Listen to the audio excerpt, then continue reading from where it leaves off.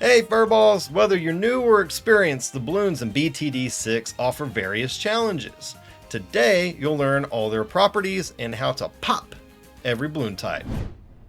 Okay, so before we begin, one thing you need to understand is RBE, or Red Balloon Equivalent. To keep it simple, if something has 11,000 HP, for example, it takes 11,000 hits to pop that particular balloon. Alright, let's keep going. So the first balloon in our list here is the red balloon, which is worth 1 XP and 1 monkey money. Easy peasy to pop. Number 2, blue balloons. These are worth 2 XP and 2 monkey money and take 2 hits to pop, and spawns a red balloon. Alright, next up is our green balloon, which takes 3 hits to pop and spawns a blue balloon, which then spawns a red balloon. And 3. Next up is yellow, which takes 4 hits to pop. 2. Bam. Next up is the pink balloon, which takes 5 hits to pop and is much speedier than yellow. 1, 2, 3, 4, and that would have been 5. Next up is black. This takes 11 hits to pop, so let's get through that a little quicker. So another thing that's interesting to note about black balloons is that they are immune to explosive damage. Let me show you. Bam. It can't break it. No matter what you do, you won't be able to defeat a black balloon without a little bit of help. Explosive damage from bomb shooters will not pop them, unless you do this. You choose frag bombs. You can combine that with any other path you'd like, but let's see what happens. Hooray, we've popped it. Up next are white balloons, which take 11 hits to pop, but they're immune to ice damage. Now, if you have MIB, for example, you would be able to use an ice monkey to pop them. But as you can see, with a higher tier upgrade, there's just no way to pop this thing, and he certainly can't touch it. But what happens if we come down here and we put a monkey village with MIB? How about now? Bam. This is the only way that you'll be able to pop a white balloon with an ice monkey. Next we have purple balloons, which, like black and white balloons, take 11 hits to pop. Plus they're immune to laser, plasma, energy, and fire type damage. Well, what is, energy and all these other damage types? Well, the best example is Super Monkey on Path 1, which is laser blasts and plasma blasts. And then we have fire damage coming from Wizard Monkey on Path 2, Wall of Fire. And then we have our Dartling Gunner on Path 1, which is laser cannon. Let's send this purple balloon, and you'll see that none of these guys can pop this thing. No matter how hard they want to try, they won't be able to do it. We'll even upgrade him here. Still can't pop it. Okay, great. So then how do we pop it? It's easier than you think. And it's actually kind of funny. You can pop it with any regular balloon. So any other balloon type, damage type, can pop this thing. Now, there is a caveat to Super Monkey. If you leave him pathless, or at least don't choose Path 1, you can pop these things no problem. There you go. Boom, done. So next we have special balloons, meaning they are enhanced in some way that make you use a little bit more strategy to properly pop. First, starting with lead, which take 23 hits to pop. They're immune to most damage types, except fire, and pierce really helps to pop these. Otherwise, you need MIB on any given monkey to be able to pop every single balloon type, with a tower that it may be immune to. So in order to take lead balloons down, you're going to need fire, corrosive, explosive, or brittle damage. Well, you have fire here from our Path 2 Wizard Monkey, and we have corrosive damage from our Glue Gunner, plus brittle damage from our Path 1 Ice Monkey. Notice he can't pop them. No problems popping them with fire. Now let's remove him from the mix and send some more.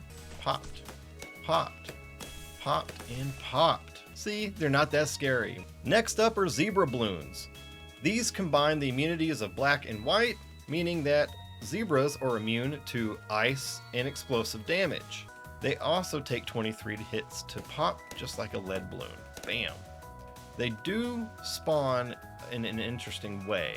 So they'll spawn 2 balloons, one black and one white, except for round 81 plus, where they'll only spawn 1 black or white balloon, and that is for game balance. Now we've arrived to rainbow balloons, which take 47 hits to pop, spawning 2 zebra balloons, and they're very fast in comparison to other balloon types. And now we've taken care of it, no problem.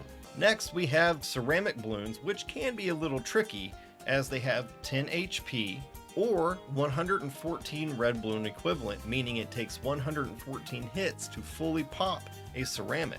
These are a lot faster, and if they're regrow, which we'll discuss later, you might be in a little trouble. Bam, bam, bam, bam, and there we go. Now, if we had him on sharpshooter, he would absolutely get all of those, no problem. Bam, right to a blue balloon. Before we continue, I just want to say thank you for watching this far, and if you like the content, then please do me a favor and nuzzle that like button so other players can find my content too. Thank you. Swinging right into balloon properties, let's start with camo balloons. And camos are not as pesky as you might think. If you have a tower that cannot pop camo balloons, all you need to do is place down a Path 2 Tier 3 Monkey Village, and this will let any tower that cannot natively pop a camo to pop a camo. All these guys can pop camos. You'll need to upgrade him to Path 3 to do that. You can just buy a base Ninja Monkey. He'll pop camo balloons, no problem. You can get yourself a Path 2 Monkey Ace. You can grab yourself a Path 1 Sub and a Path 3 Buccaneer. So, like I said, taking care of these guys is not as hard as you might think it is. We have everything we need here to just not even worry about it. Plus, we have him on MIB, so all of these guys can take care of anything we throw at them. Bam, bam, bam, bam, bam. And that is how you take care of camo balloons. Now we have regrow balloons, which are heart-shaped and applied to all types except Moab class balloons. When popped, it regenerates higher tiered balloon types without exceeding its original type. Plus, it splits into clones of the original type. So here's a regrow, and regrow purples always suck, but not when you have not when you have a sharpshooter. Tone it down. See, it just grew right back into purple, and there you go. So in order to deal with them, you just need something a little quicker. We get into crossbow, very quick shots, and those become a thing of the past. And done. And that is how you take care of regrow balloons, by breaking their heart. Next up, we've got fortified balloons. Fortified balloons essentially double the health of a regular balloon type. So when you see the balloons wrapped twice, looking reinforced, that is a fortified balloon. So if you've got a tier 5 dart monkey, bam, away they go. The same with a ceramic. As long as you've got a strong popper, you've got any fire or corrosive, brittle, etc. damage, you'll be just fine on popping the reinforced balloons. And that also includes reinforced Moabs, BFBs, ZOMGs, DDTs, and BADs. But again, if you have the right towers, those are also irrelevant. Now we get into Moab class balloons.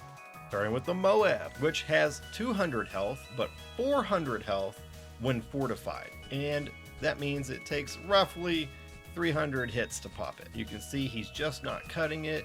He's not doing enough hits or enough damage, but he gets through it. So let's send one more with Crossbow Master, and you see that Moab class balloons have no issues being popped. Something important to note with Moab class balloons, though, is that when they're popped, they spawn 4 ceramics. So you need to be prepared for having ceramics to deal with. So one of the best ways that you can do that, put this guy here at the end, and let's send another one with what we have here. And you'll see that this just isn't quite enough to get it. So we're going to go up to sharpshooter. We're going to send another.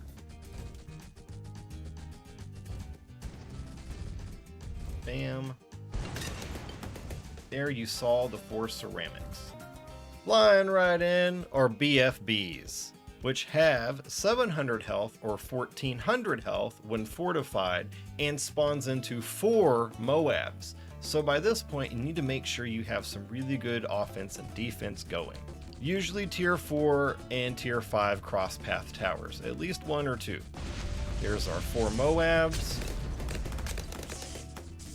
And easy peasy. There you go. So that's how you would take care of a BFB, just for example's sake. Rolling right into Monkey Town is the ZOMG, which has 4,000 HP or 8,000 when fortified, and it explodes into 4 BFBs. So you're going to need to have a lot of popping power at this point, usually a few tier 5 towers. Boom, there we go. And with the Spirit of the Forest, in a real world situation, you would want to be somewhere right here so he can take care of all the pops. When it comes to ZOMGs and BFBs, one of the best things that you can buy is a Path 3, Tier 4 or 5 Ninja Monkey, because Sticky Bomb and Master Bomber do a ton of damage to these Moab class balloons. So how far can we get with just these 2? Let's find out. And you'll want to have a top cross path for this one. And you see, one bomb just totally took care of all of those, and he took care of all the cleanup. So while ZOMGs might seem scary, if you have the right towers in the right spots, you can do a lot of damage, and you can make those balloons cry home to their balloony mamas. Alright, so I've taken plenty of DDTs in my life, in my pro wrestling career, but this is not the same thing. This is not Damien's dinner time. This is not Jake the Snake's finisher. This is not a tornado DDT off the top turnbuckle. This is a dark dirigible Titan, I believe that's what these are called. Has 400 HP or 816 red balloon equivalent, meaning 816 hits to pop, thereabout. It has 800 HP when fortified. And the thing that is really critical about DDTs is they're fast, really fast. But not only are they fast, they also have camo properties, or they will come with camo properties too. But let's just take a look at what we have here. Can these guys pop a DDT? Yes. In fact, they can. Now, what about reinforced? Why, yes, they can. Okay, how about camo and reinforced? Why, yes, they sure can. Ideally, you'll need red hot rings, period, because a DDT is in fact lead, right? So let's just go with glaives, faster throwing, and glaive ricochet, and Moab glaive, or more glaives, excuse me. Now, can this guy do anything? Sure can. Now, what can we do? Can we go Glaive Lord? Let's find out. No! What? What? What the hell sense does this make? He's a Glaive Lord! He might be a Glaive Lord, but he's a weak Glaive Lord when it comes to DDTs. So how we make him a strong, big, badass Glaive Lord? We'll just choose Glaive Lord again. And Red Hot Rings. Again, you need fire to pop lead. So, let's send him again. Up, up, up. Still wasn't enough to do it. Why not? What in the monkey hell's going on here? He just simply doesn't do enough damage. Remember, it takes over 800 hits to pop this guy. So while Glaive Lord is very good at handling BFBs and Moabs, DDTs can be a little bit of a pain. So even with a Glaive Lord, you're gonna have a little trouble.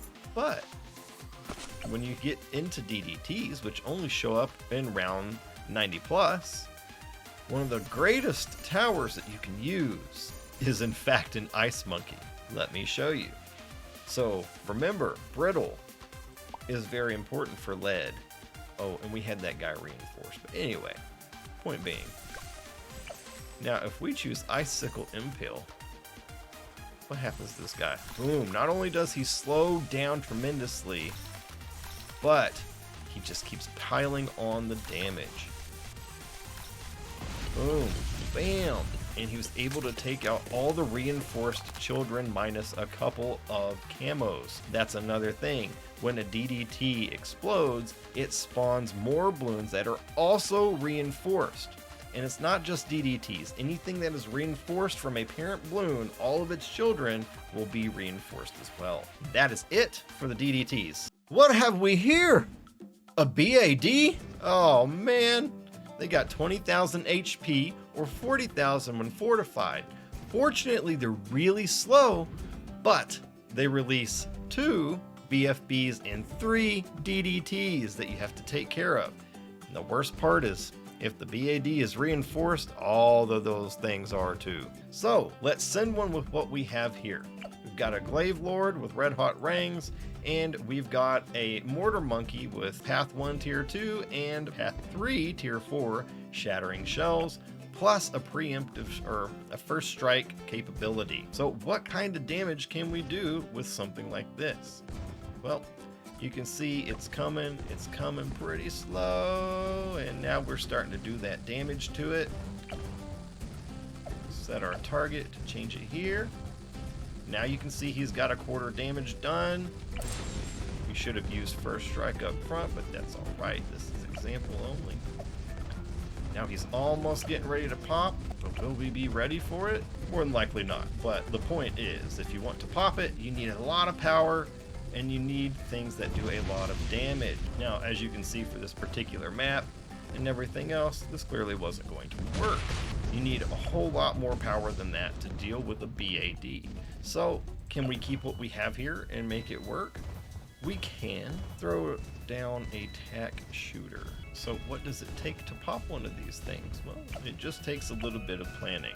We'll grab the tack zone because he will do tremendously more damage. Now, can we do it with this? All right, let's get that damage churning. Let's use our ability. There we go. And if it wasn't obvious, I really am not a fan of microing, but hey, it is what it is. You gotta do it sometimes. And here we come to our attack shooter. Look at him piling on that damage. Boom. Now, we didn't pop the DDTs. That is a combination of multiple things, but this build-up will lead to the end result. So why didn't we pop the DDTs? Because believe it or not, even with this, it's still not quite enough popping power. There is in fact a better option here. So rather than go Glaive Lord, let's go Path 2 and Path 3 Tier 2. Now, whether or not you buy permacharge is going to depend on whether you have the money or not. And because we do, we'll just go ahead and buy it. So, now we have 2 abilities to use with this. Here comes our BAD. And don't forget to do that. Use our first strike. Then we're going to use our second ability. Now look at how much damage we've done up front. It's a ton more in comparison because Bionic Boomerang is awesome. And there you go. You see he just took care of the DDTs too. The guy is underrated. But can we take out the rest of these guys with what we have here? Yes, we sure can. No problem. Granted, it wasn't perfect, but hey, now you get the concept here. But because I know people will complain if I don't pop all of them. Let's go ahead and sell him. We'll still use him anyway. Faster reload, heavy shells, bigger blasts, and artillery battery. And now this thing ain't gonna have any issues. We will have 0 issues here. Here he comes. Go ahead and use our ability up front. We're going to need to set our target. Grab that first strike. Oh, but we didn't pop them. Why not? Because what he does is strip all the balloons of their camo properties on Path 3, which is balloon incineration.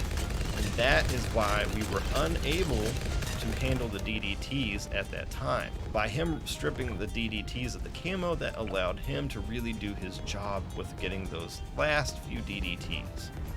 So what other options do we have to handle those DDTs? Well, we can always pick a Ninja Monkey And all you need is up to Sticky Bomb and Sharp Shurikens. So let's send one more here. Set our target up front. Use our first strike ability.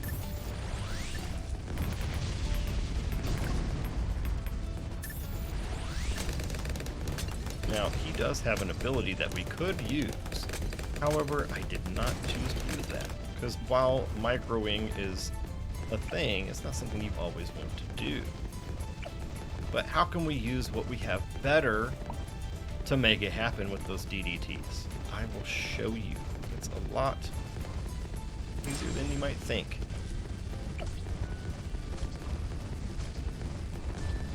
So another thing we'll do right here, and then use our ability. So that's the other thing, is ability timing with popping one of these guys. But we have nothing but abilities here, so how do we best use them effectively? Let's send one more BAD, change up our positioning a little bit, hit first strike up front, go ahead and pile on that damage for him, get him down, down, down. So here they come. I'm gonna go ahead and use our ability here, but it's still not working. Why is that? What is the weak link here? The weak link is very obvious. It's actually our attack shooter.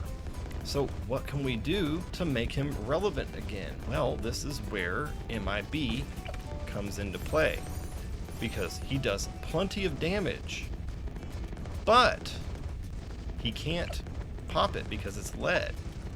But if he were Path 1, he'd be able to pop them no problem. But in a lot of games, it's not economical. So let's resend one more. Use our first strike. Here he comes. Go ahead and use his ability right there. Now the DDTs are no problem, and we have successfully defended against the BAD using our final abilities here. And that's it. There you go. That is how you defeat and work through defeating a BAD. Whether you have 10 towers, 3 towers, or 50 towers. It all comes down to what you're doing and how you're placing things. But knowing all of this is going to make it way easier for you to deal with the balloons that BTD6 offers with all the balloon types, and you now have the knowledge that you need to go in and pop every balloon type. Ba-ba! Thanks for joining me here in the litter box today, and if you want to learn how to use Dart Monkey effectively, then be sure to watch the next video. P.S. Don't forget to subscribe and share. Yo!